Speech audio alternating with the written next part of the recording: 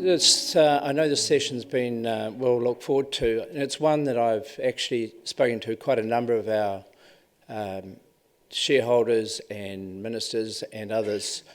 Today I'm going to give you is a very sort of abridged version of the turnaround plan for PPL. And the answer since PPL last made a profit, which was in 2012, is there's been 18 CEOs or MDs either appointed or acting. So PPL is a really interesting story. I come into this place and into this business, and I come from a banking background, and it's what I see is an organisation. It's quite a large organisation, just over $1 billion turnover, about $5 billion in assets, 1,700 and 1,800, depending on how many casuals there are in the organisation.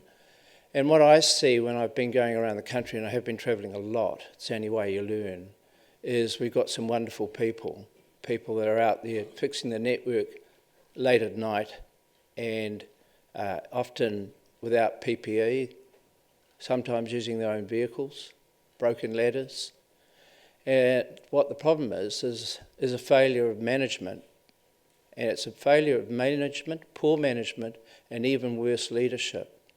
And I've said to our staff, we failed you, and that is my message. And we can turn this around. There's a good business in PPL. It's just waiting to get out. And so my message today, for those who are users of PPL, of energy and would-be investors, there is hope. And I'm going to just talk you through this. It's a 2-year turnaround plan, and I'm quite deliberate about that. I told the Minister when I started, you won't see anything for 6 months.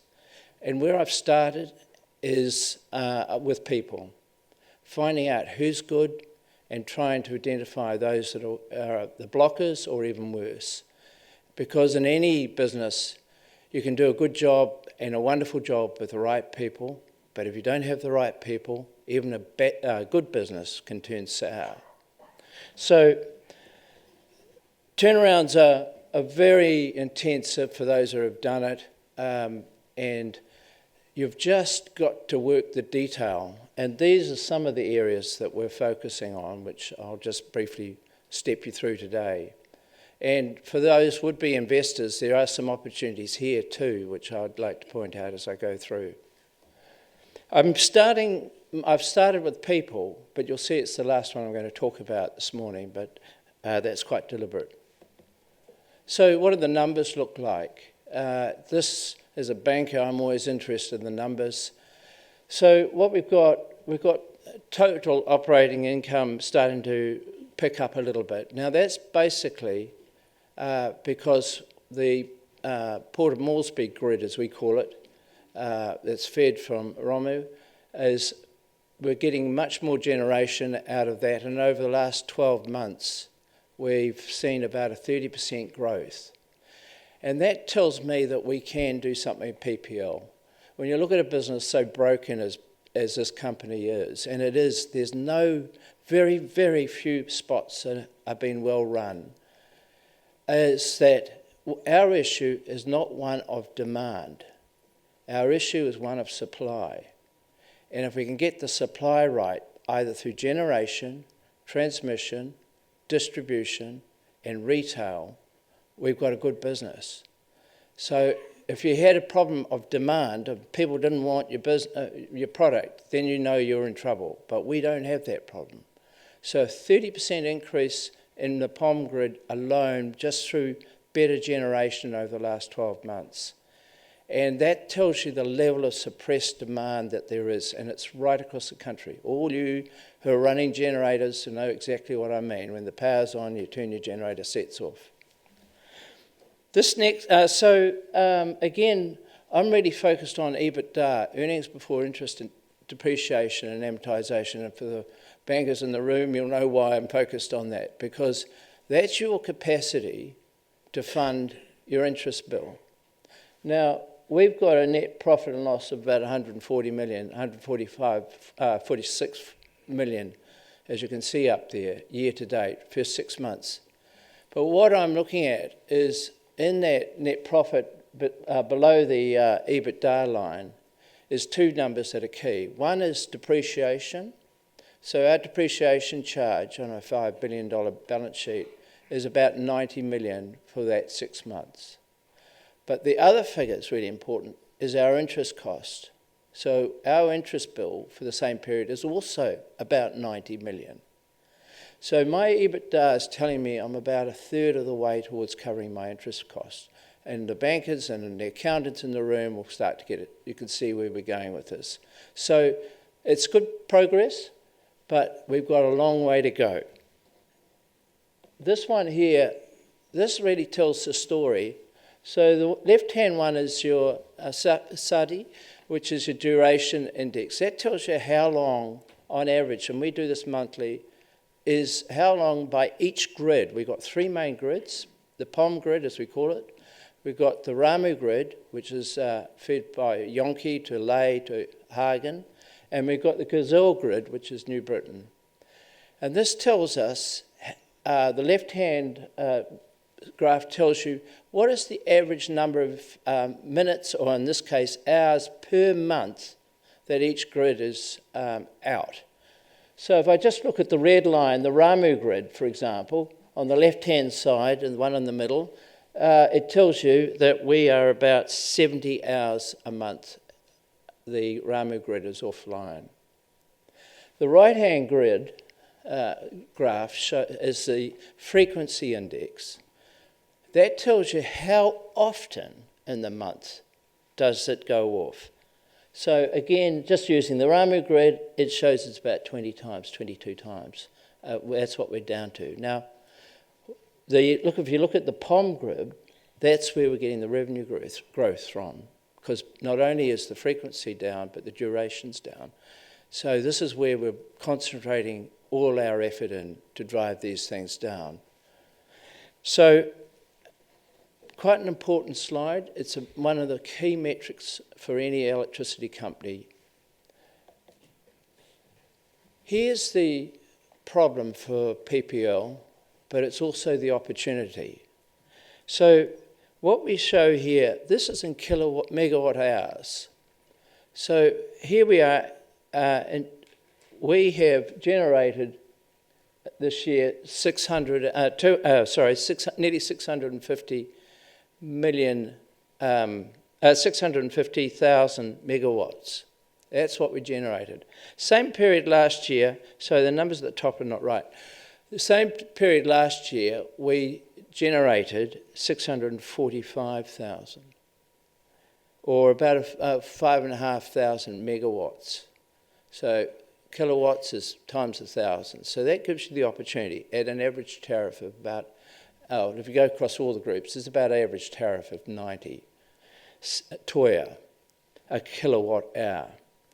But our sales in megawatts is only 484 or 485,000. So our system or energy losses is a huge number of 165,000 megawatts. Or if you want it in kilowatts, multiply it by 1,000. Then average it with a toya. That's a number that's worth about 130, 150 million, depending on in kina, for us for the first 6 months that we have bled out of our system. Now there's two reasons for that. One is technical and one is non-technical. The technical is the easy part. We have a very old network, as you all know, underinvestment over the last sort of 15, 20 years, and we're seeing that every day.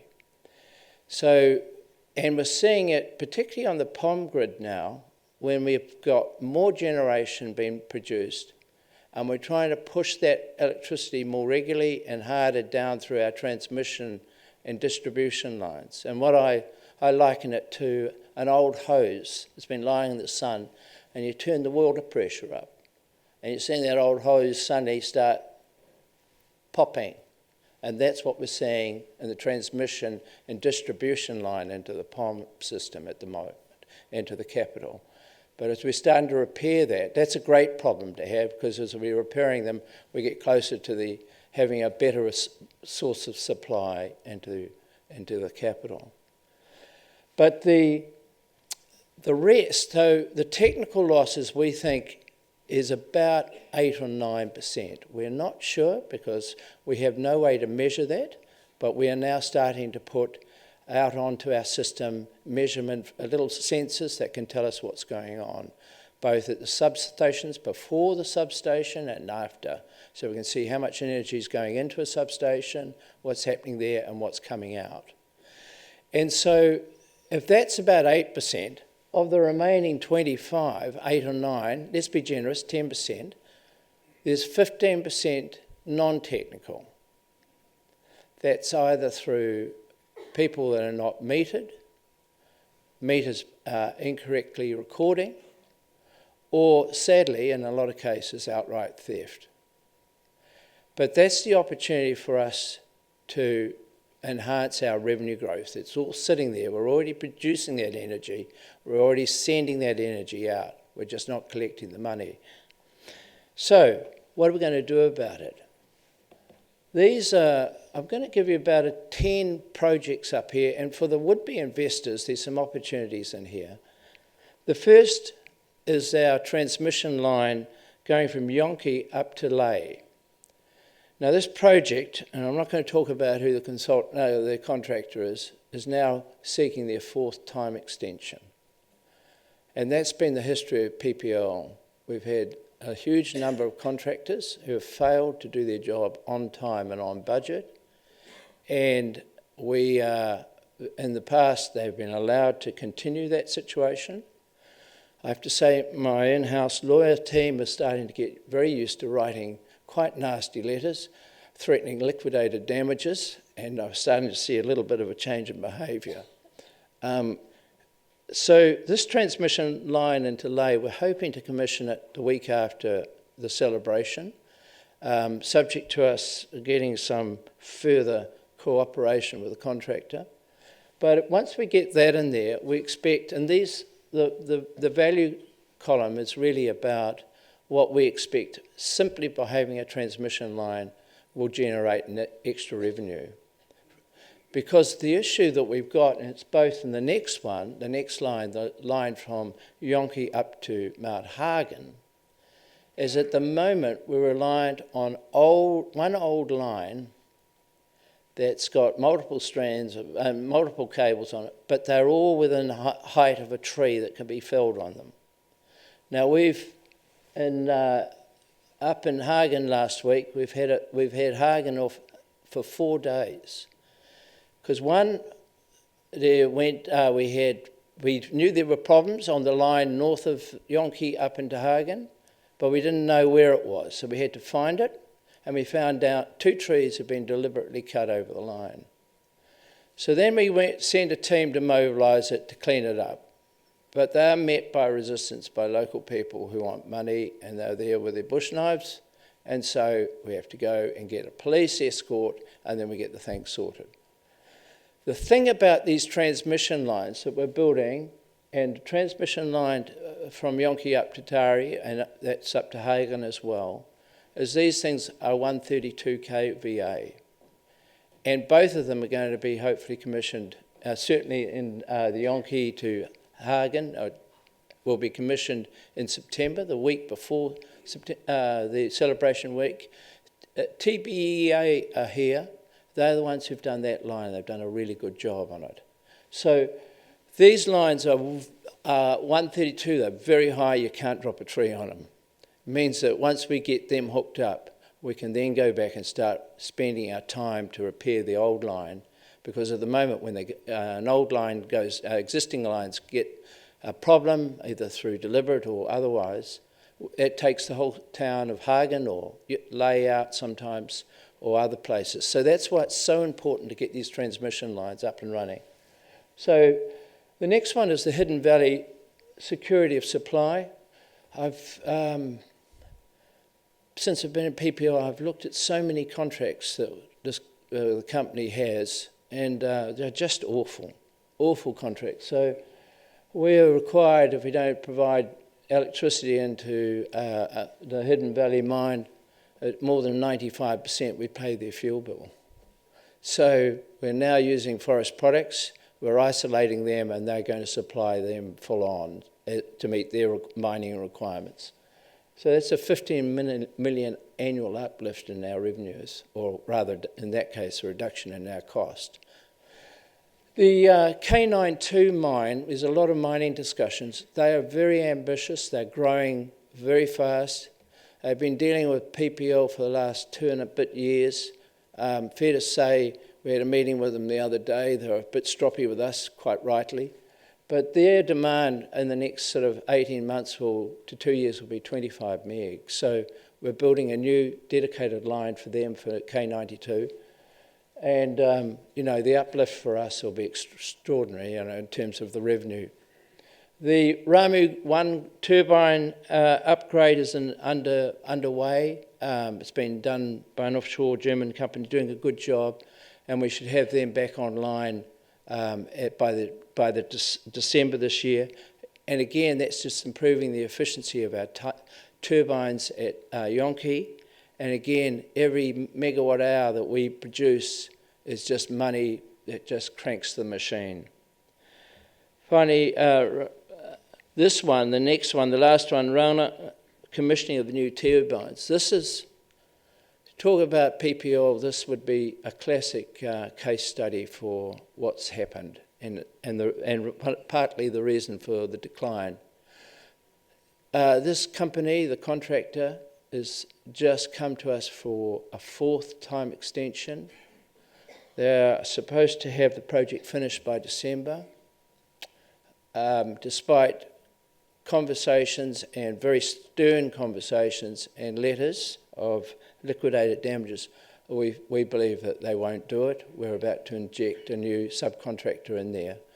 But that's costing us 90 million a year, because that feeds the POM grid, and if I can't produce those 7.5 megs every hour of the day, 24 hours a day, it's baseline production. I have to then go to one of our IPPs, Durio or New Power, and ask them to provide it, and I pay them as well as losing the revenue. So there's 350 million in losses just from this one project delay over the last 3.5 years. It's pretty significant, because last year PPL lost 320 million. So this gives you an idea of the opportunities to turn this thing around, provided we get on and deliver the project. The pounder turbines, I was very pleased when I did go to Pounder back in, it must be about 7 or 8 weeks ago. We arrived there on the day they finally managed to get the second turbine running, which was nice to be there. It hadn't been running for 2 years, and so that's back on track. We're generating out of both of them, and now we've built the line. Actually, this is one of the very nice things. Our people, unbeknownst to anyone at the head office, had built the supply line from the Pounder Dam up to Kapona, which is a new substation, completely just using materials that were on hand. And now we've just asked TBA to help us put in a transmission substation addition, so we can hook it into the 132 kVA line into Hagen, which means because it only feeds the current existing line, means that when that's down, we can still continue to feed Hagen by Pounder. So it's quite an important step for us. And finally, for those who are interested investors in tunnelling, here's a big opportunity coming up. We have to do something with Ramu. When I came to the job, they were talking about closing down Ramu for 2 years while we dealt with a tailgate issue. Ramu was designed for 3 turbines. It's got 5. And the tailgate wash system is not big enough to handle the water flow. So we can run about 3.5. Otherwise, if the water banks up, it banks back into the turbines and causes a lot of damage. So we are going to tunnel. I've told Minister and the Prime Minister there's no way we're going to turn off Ramu. We will find a solution that keeps Ramu operating, and we'll tunnel We've had 2 or 3 studies done in the past. So that's pretty important. Anyone who's interested, investors, consultants, come and see us if you have an interest in that project. Revenue enhancement. We have ongoing losses in our system, and for all those that live in PNG, it's an open secret about the token system. It's a very old system of people buying tokens to buy the electricity. Sadly to say that system has been compromised, and we've been talking to the banks both here and previously about using the one-top wallet system for people to buy. We've got 1,500 distributors of our tokens. We're going to bring them all back into the banks and the telcos as one measure of control. But everywhere else in the world, they've gone away from tokens because of security problems, and we're no different. So we reckon at least 10 million a year, but it could be much more than that. The AMI project is the Advanced Metering Initiative. We want to put it 10,000 metres right across the country. We've got them on order. And then they're smart meters, so it means you can read, don't have to actually physically go and see them. You can read them from the office. You can turn them from post-pay into prepay if people are not paying, or indeed if they're not using it at all, you can actually think, well, that's pretty unusual. Nobody can live without power, so it's a good reason to go and have a visit to them. The other one is the CT pre-meter installations at government. And I have to say, and I'm going to do a shout out for our Prime Minister here, he's said publicly that the first place we can put our meters, these are big complex meters, is we'll start in the Prime Minister's office, and then do it in Treasury, and then we'll go to all the other government buildings. So it's real leadership, because nobody's going to argue with us after that. And we've got, everybody knows we've got a big bill to the government knows us, something like 150 million. So it's very nice to have the monthly billings of 14 million coming into our business. It makes a big difference when we get paid by government. It's a big celebration in the office, because it's not all too frequent. But that is, having ministries on prepay or post-pay meters will actually help put PPL's cash flow back on track. Cost control. We've got so many overheads and items that are just basically not being managed. We've got easy pay agreements. As I say, we've got 1,500 suppliers. Security costs, I counted up. We've got 54 security firms around the country. There seems to be one added every day. You can imagine why. People go out of business, they want a job, they ring their mate. So we're about to sort that one out. Supplier price variances, how often we get quoted on stuff and then, hey, the price comes in differently. So there's at least 15 million there alone. We're investigating also outsourcing, and we're doing this, interestingly, with Telecom and PNG Water. We all have the same problem. One is about basic procurement. There's many of these fast-moving, high-value items, and we're talking to a company that we're already using for distribution, have 35 distribution sites around PNG. So they have offered, and we may end up going and seeing who else can do the same thing around an offer of basic procurement. Our warehouses, I don't know how big my losses out of the warehouse are, 10, 20 million, I don't know. Nobody knows, but it's significant. We're no different from PNG Water. Telecom have now moved to do a lot of external warehousing for the same reason. So that's meter reading is going to become a thing of the past, and also very tricky to keep independence of your meter readers when they're fronting up to factories and owners are having conversations with them about what's actually on the meter.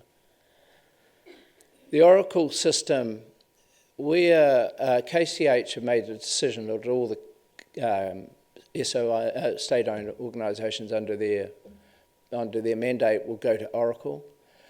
And we've now started our Oracle upgrade. I found out we hadn't paid our licence fee for 2 years, and it was about to fall over, pretty fragile, still is very fragile.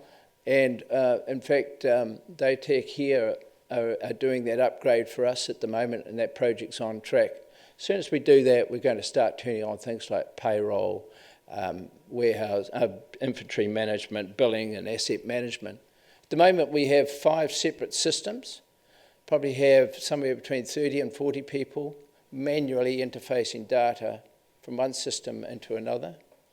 Gives you the idea of the level of sophistication. So the ability to have an Oracle system that does all that in one go will be enormous. Fuel. Fuel is like liquid cash in PNG. As you all know, we spend about 240 million a year, so it's quite a big number for us. And we've been through that. We've seen we're using a whole lot of second and third tier players. And when I talk to Total or Puma, they're saying it's interesting how you'll have a second or third tier fuel company coming to our Bowser to fill up, to transport it to your generator or your tanks across town, paying an extra keen or a litre or something. We can all guess why that is, but we are now currently in the process of tendering out to 3 or 4, and I know Island Bay Petroleum are here as well, so we're looking for the big boys to come and provide a countrywide solution and deal with this much more efficiently. I met fuel hedging. It's a big thing. The Fijians that were here, we talked about fuel. When I was in Fiji, we introduced fuel hedging at the Fiji Electricity Authority with quite a lot of success. And I met someone yesterday who's still doing it for the new Fijian Electricity Limited, but around what that could save us, because at 240 million a year, a 10% increase in price has quite a dramatic impact on our P&L for obvious reasons. Finally, the fuel monitoring trial, we've done it at Guinea. This is quite interesting. It's the same system that Puma use. So you have a sensor that will record how much fuel has actually been put into your tank. You'll have a sensor that goes through where it gets distributed, and you'll have sensors on each of the machines you might be running. So it'll tell you not only where the fuel is, so if at any point in that there's a loss, you know what's happened, and it'll immediately tell you that something's happening there, and also it'll tell you about the efficiency of your machinery, and identifies the ones for R&M. We introduced it at Guinea. It's about 2 million a pop to do these, put these systems in, but it gave us about a 30% saving. Across the PNG, we think might get 30 million out of that. I'm just seeking funding from our shareholder for a 20-odd million to roll this project out. 20 million for a 30 million annual return. It's not a bad banking proposition. Now, our CSOs, these are community service obligations. These are pretty big and quite imposing on PNG. This is the PNG Power has to basically run the government centres around PNG. There's 16 of them, and that part of our business, which should be funded fully by government and is not, costs PPL about 80 million a year. So what we're doing is we're actually setting up a renewables, we have set it up, a renewables department, we're calling it renewables, to focus on just that part of the business, because we want, and their task is to drive that 80 million cost a year down to at least a zero cost to us. And this is our renewable energy project. The Tapi's been already up and commissioned. That was funded by DFAT. We've got Daru coming on very shortly. We've got Arawa and Buka. And Kimbe, again, I was up in Kimbe 2 weeks ago and was handed over the land title by the governor. And we've got yesterday, day before, the tender for that solar farm has been released by ESIP, which is the agency for DFAT. So anyone who's interested in the solar business, look, we're going to put solar on all of these government sites. It's the only way we're going to manage them down. So anyone with an interest in solar, there's a lot of projects coming through, and we're very interested to talk and bring in people who've got capacity and capability to come and work with us to deliver those projects. And it's the only way we're going to get out of this business. We've got Karima and Alatau. Alatau, we've just had the French mission down there looking at possibly funding that solar farm, so we're quite excited about that. And airports, NAC are quite a big creditor to PPL, so we want to work with them around putting solar on their airstrips, and we like that because we don't have land issues, but they've got security of fencing. They also need the power because they want very reliable energies and quality voltage around because of their sensitivity of their aeronautical instrumentation. So that's a win-win for us, so we're pushing on with them at the moment. Carbon credits, that came up, we're looking at what we can do. There's a crowd here in Brisbane I've met, and we'll see how we get on with that. People are probably aware that our balance sheet is in a pretty awful state, and it is. Technically we're insolvent. But what we are looking at is how we improve that quite rapidly. So what we've found is there's been a lot of costs that are actually project related and should be capitalised that have been flowing through the P&L, our operating budget. And we've already, in the last couple of months, identified about 6.5 million. We reckon there's about 10 million just this year alone of costs that should have been properly capitalised. The ADB, we've just signed an agreement that the 60 million US deal will become as a beyond lent as a grant rather than a loan. 10 million of that 60 million US is from the Japanese government, and that's to provide new ceramic conductors to put on our transformer lines because it's a new Japanese product and they're very keen to see it trialled. So we're looking forward to putting them out in our critical spots. We're pursuing some tax write-offs for the government. As I mentioned before, government owes us quite a lot of money, and we owe our tax department quite a lot of money. So there's a bit of a win-win to offset that, and we're just working through the mechanics of doing that. It's been done before. And the other one, we went back carefully through our balance sheet, and we realised currently we've got a $1 billion debt on our books. But there was an NEC decision, and we're just seeking clarification from Treasury because we believe that should be reclassified as a grant and come off as a debt off the balance sheet. So that would have a huge impact. And the reason why we're trying to get the balance sheet right and certainly get our profitability back is because the government's announced its plans for partial privatisation. And if we're to have any chance to attract a would-be investor, they need to see a balance sheet that's strong and a profitable business. And that's also the reason why we've carved out the renewables part or the CSO as a separate business, because the thinking is that in time we might set it up as a subsidiary. So in a partial privatisation, that will just fall away to one side because any would-be investor would not be interested in meeting the government's service obligations. So now, sort of kind of the last area is people. As I said, we have wonderful people, and I have to say I've worked all around the world with engineers, and I can say in PNG with confidence, We have some really wonderful engineers and technical staff, and it's a real pleasure working with them. But as I did say to you, they've been very badly managed and even worse led. The problems is when they need money or they need additional staff, have been stonewalled in head office. And so we're getting stuck into head office. We've got about 300, 400 people sitting there, very comfortable.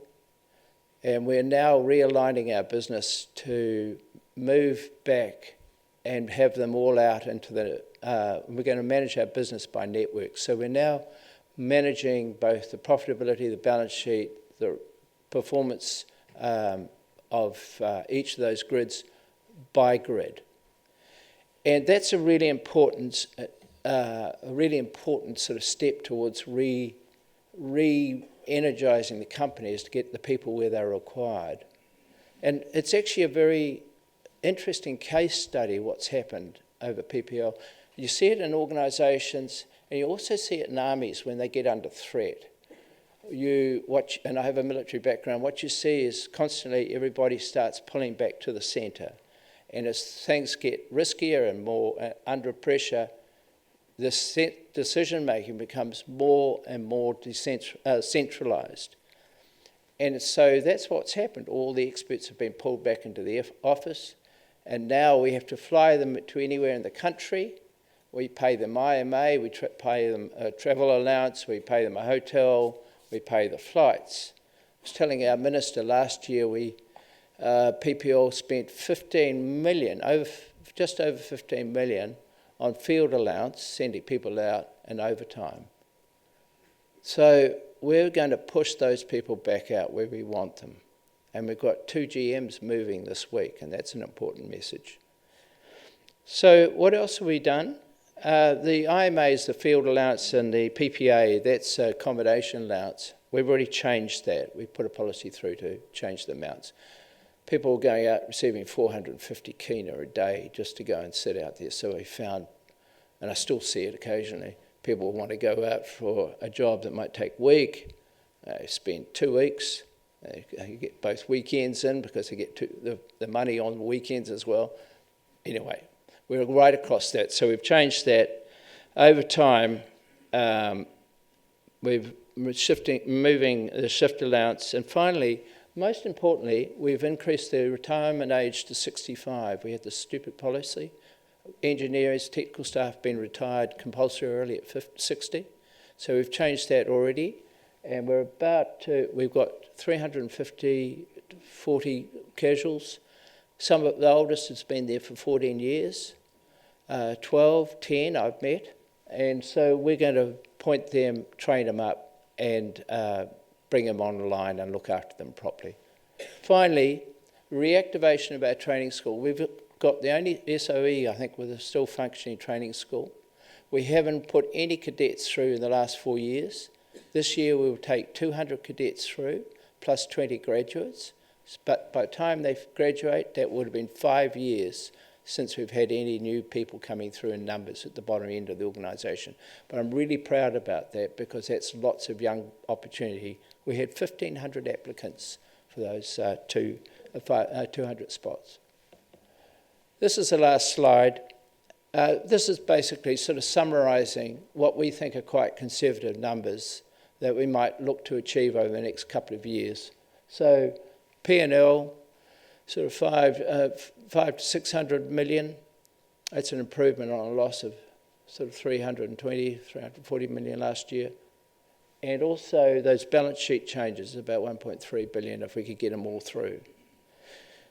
That means we're setting PPL up both now and for the future, particularly if they do, the government's plan is to partially privatise. But I think we can do it. It's not going to be easy. It's going to be really tough. And it's going to take a lot of work, but we're getting the right team in there, the right people, and with everybody's support, we are looking forward to bringing these changes about. Thank you.